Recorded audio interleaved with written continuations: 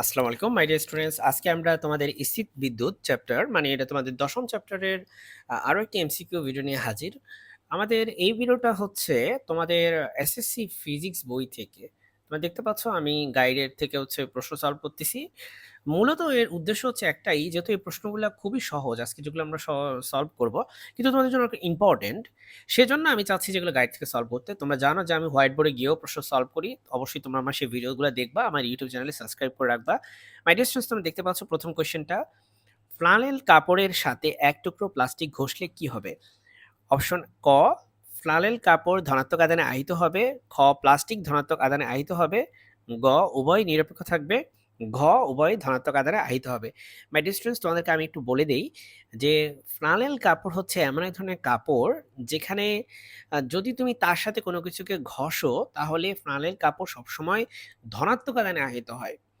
এর কারণ হচ্ছে এই যে ফ্লানেল কাপড়টা এটা এমন এক ধরনের কাপড় যার ইলেকট্রন আসক্তি হচ্ছে অনেক কম। বুঝতে পারলে মাই ডিয়ার স্টুডেন্টস? ইলেকট্রন আসক্তি কম। যেহেতু তার ইলেকট্রন আসক্তি কম, তাই সে যেটা করে সে হচ্ছে আ পজিটিভ যে আধান, পজিটিভ যে আয়ন সেটাকে হচ্ছে একসেপ্ট করতে পছন্দ করে। ঠিক আছে? মানে তার কাছ থেকে ইলেকট্রন হচ্ছে মূলত সরে যায় বা চলে যায়। সেজন্য তুমি এই ফ্লানেল কাপড়ের সাথে তুমি প্লাস্টিক ঘষলে বা অন্য কোনো সাবস্টেন্স ঘষলে যেটা হয় যে ফ্লানেল কাপড় থেকে ইলেকট্রন ওই প্লাস্টিকের মধ্যে চলে যায়। সেজন্য ফ্লানেল কাপড় নিজে হয়ে যায় হচ্ছে ধনাত্মক আধানে আহিত। সেটা তুমি ব্যাখ্যা পড়লেও বুঝতে পারবে যে ফ্লানেল কাপড়ের সাথে এক টুকরো প্লাস্টিক ঘষলে প্লাস্টিক ঋণাত্মক আধানে আহিত হয়, দেখতে পেলে নিশ্চয়ই।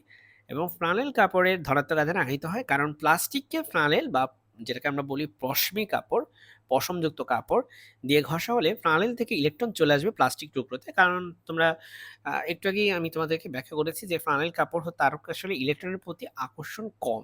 ঠিক আছে? তাই তার ইলেকট্রন তার কাছ থেকে চলে যায় প্লাস্টিকের কাছে। সেকেন্ড কোয়েশ্চেন, কোন পদার্থটির ইলেকট্রন আসক্তি কম? একটু আগেই মাই ডিয়ার স্টুডেন্টস আমি বললাম যে ফ্লানেল কাপড়ের ইলেকট্রন আসক্তি যথেষ্ট কম। সেটা পলিথিন, সিল্ক, ইবোনাইট এদের সবার থেকে হচ্ছে কম। ঠিক আছে? সেজন্য উত্তর হবে হচ্ছে গ। তাহলে এখানে উত্তর হবে হচ্ছে ক, আর এখানে উত্তর হবে হচ্ছে কোনটা? গ। নেক্সট কোয়েশ্চেন তোমরা দেখতে পাচ্ছ এখানে যে একটা এখানে একটা দণ্ড দেওয়া আছে, এখানে আরো একটা দণ্ড দেওয়া আছে। এটা একটা চার্জিত বস্তু এবং তার পাশে আমাদেরকে এ এবং বি ২ টা স্পট দেওয়া আছে। দিয়ে বলছে কোন উত্তরটি সঠিক? এ প্রান্ত ঋণাত্মক আধানে আহিত। এটা কি সঠিক? দেখো মাই ডিয়ার স্টুডেন্টস, এটা একটা পজিটিভলি চার্জড অবজেক্ট। তাই এটার পজিটিভ চার্জ এই বস্তুকে তোমার আহিত করবে।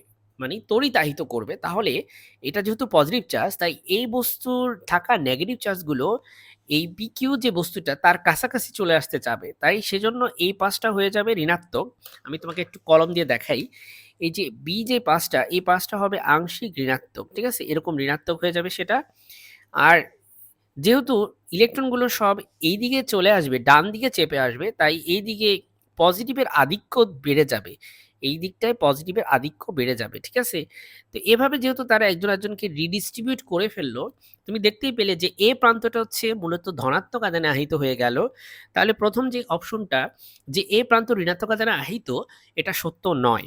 পরেরটা হচ্ছে এ প্রান্ত ভূমি সংযোগ করলে এ প্রান্তের নিট আধান শূন্য হবে। মাই ডিয়ার স্টুডেন্টস, কথাটা কিন্তু সত্য যে তুমি যদি এই প্রান্তটা শুধুমাত্র এ প্রান্তকে তুমি যদি ভূমির সাথে কানেক্ট করে দাও, এভাবে যদি ভূমির সাথে কানেক্ট করে দাও, তাহলে এই পজিটিভ চার্জগুলো যেটা করবে তারা হচ্ছে নিউট্রাল হয়ে যাবে। কিভাবে?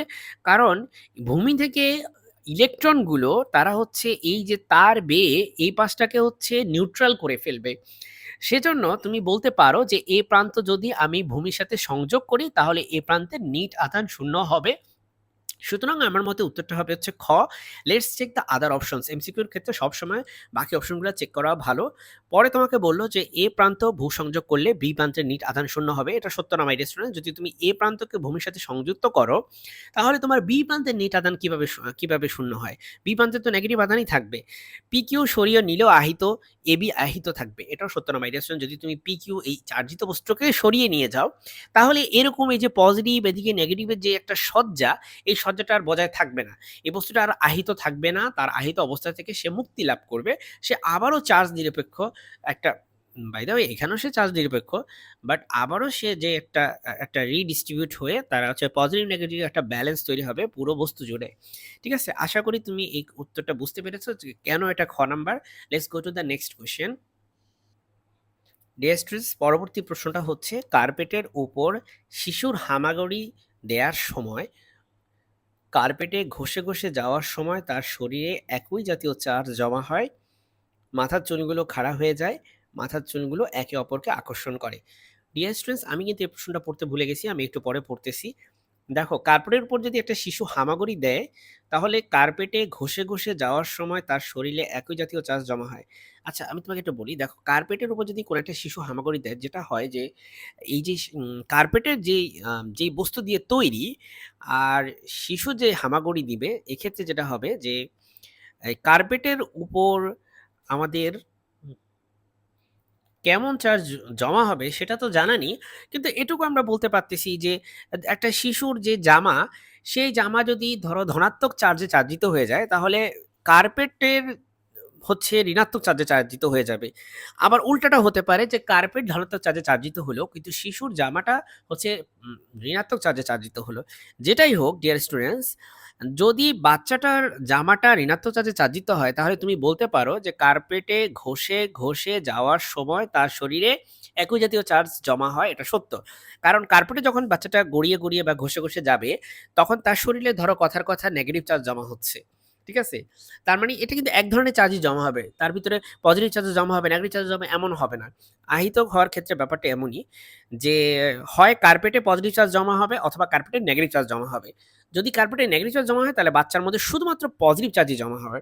এজন্য এটাকে বলা হচ্ছে একই জাতীয় চার্জ জমা হয়। ইয়েস, বাচ্চাটার শরীরে একই জাতীয় চার্জ জমা হবে। ২ নাম্বার অপশন, মাথার চুলগুলো খাড়া হয়ে যায়। ৩ নাম্বার অপশন, মাথার চুলগুলো একে অপরকে আকর্ষণ করে।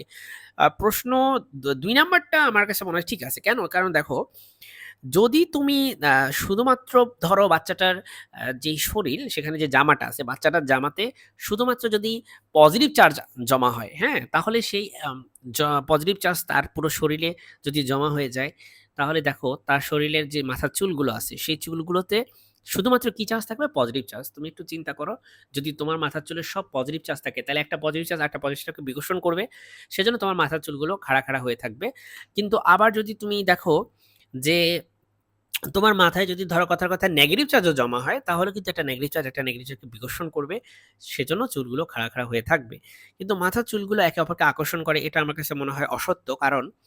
কারণ যেহেতু তোমার মাথার বা পুরো শরীরে একই জাতীয় চার্জ আছে, আর এক জাতীয় চার্জ কখনো নিজেদেরকে আকর্ষণ করে না, তারা পরস্পরকে বিকর্ষণ করে। তাই অপশন হওয়া উচিত হচ্ছে ১ এবং ২। তার মানে সেটা হচ্ছে ক হবে। অপশন হচ্ছে ক হবে। ঠিক আছে? আশা করি বুঝতে পেরেছ। তারপরে আমরা চলো এটাতে চলে যাই। কোনো তড়িৎ বস্তুকে স্পর্শ করলে ১ ইলেকট্রন হারাতে পারে। আ সত্য, হারাতে পারে, ইলেকট্রন হারাতে পারে, বা কোনো তড়িৎ বস্তুকে স্পর্শ করলে বস্তুটি ইলেকট্রন অর্জনও করতে পারে। এটা ডিপেন্ড করে বস্তুটার সাথে যে তড়িৎ বস্তুটা আছে, সেই তড়িৎ বস্তুটার প্রকৃতির উপর। আবার শুধু ঋণাত্মক আদান লাভ করতে পারে, এটা সত্য না। কারণ দেখো, যেহেতু বস্তুটার কথা বলে দেয় নাই, তাহলে সেই বস্তুটার সাথে তড়িৎ বস্তুটা স্পর্শ লাগলে সে তো ধনাত্মক আধানও লাভ করতে পারে। তো সেখানে তুমি কিভাবে বলতে পারো শুধুমাত্র এক ধরনের আদান লাভ করতে পারে? ৩ নাম্বার হচ্ছে তড়িতাহত হতে পারে। তড়িতাহত বলতে হচ্ছে বোঝায় সে চার্জিত হতে পারে। কথাটা সত্য। যদি কোনো একটা তড়িৎ বস্তুকে, তুমি যদি একটা তড়িৎ বস্তুকে ধরো, তাহলে তুমি তো তড়িতাহত হবাই। তুমি তো চার্জিত হবাই।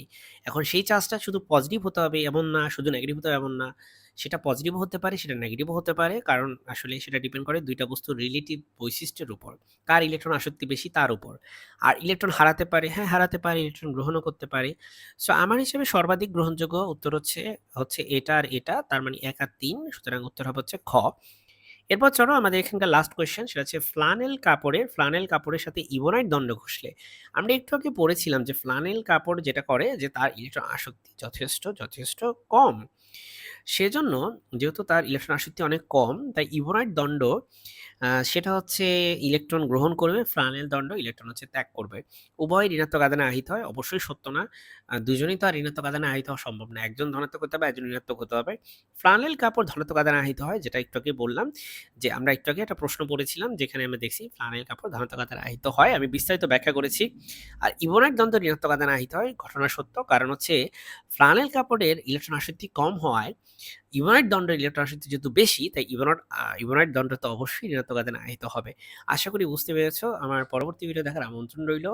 আমি এমসিকিউ এবং সিকিউ এবং হচ্ছে বইয়ের যে কনসেপ্ট গুলো সেগুলো নিয়ে ধারাবাহিকভাবে ভিডিও করতেছি, এবং আমি শুধুমাত্র ফিজিক্স না, ম্যাথমেটিক্স, তোমাদের কেমিস্ট্রি এটারও ভিডিও করি।